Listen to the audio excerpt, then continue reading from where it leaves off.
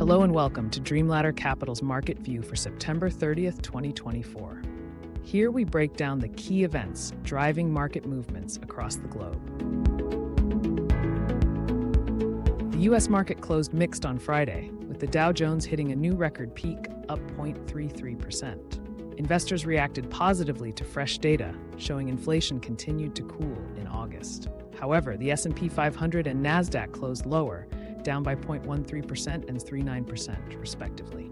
On a weekly basis, all three major indices gained ground. The Dow and S&P 500 both rose by 0.6%, while the technology-heavy Nasdaq climbed 1%.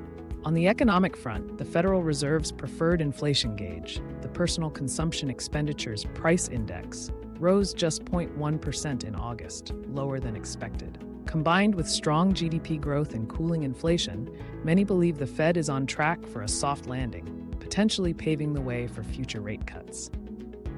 Asian markets are trading mixed.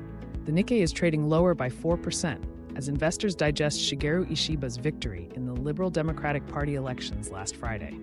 Conversely, Chinese equities extended their rally from the previous week, with the Hang Seng Index up 2.3% and the CSI 300 spiking 3.9%. China also released its official Purchasing Managers Index numbers for September, coming in at 49.8, slightly above the expected 49.5. While this is the fifth consecutive month of contraction for China's manufacturing sector, the higher-than-expected result indicates a potential stabilization.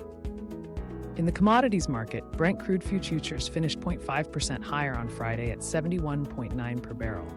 However, on a weekly basis, Brent was down about 3% and WTI fell by around 5%. Traders are still skeptical whether China's stimulus will be enough to revive demand in the world's largest crude importer.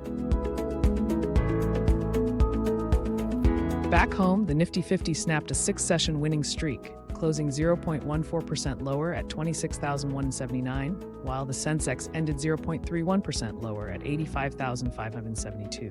Despite this, Indian benchmarks wrapped up their third consecutive week of gains.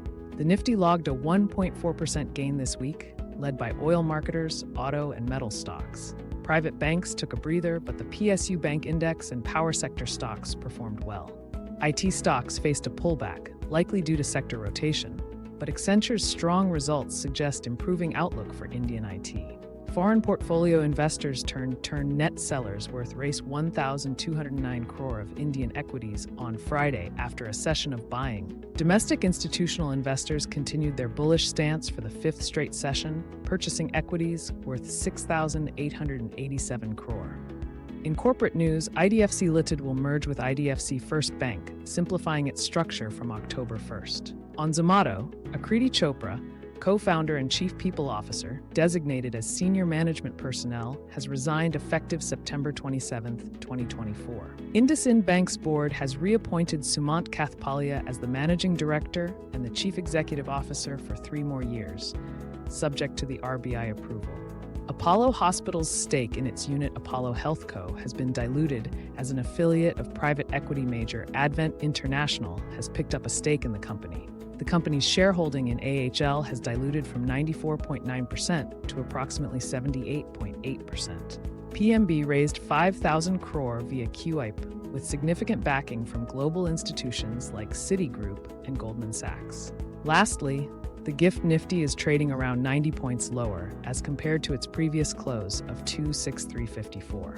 Thank you, and stay tuned for daily updates as we keep a close watch on these developments.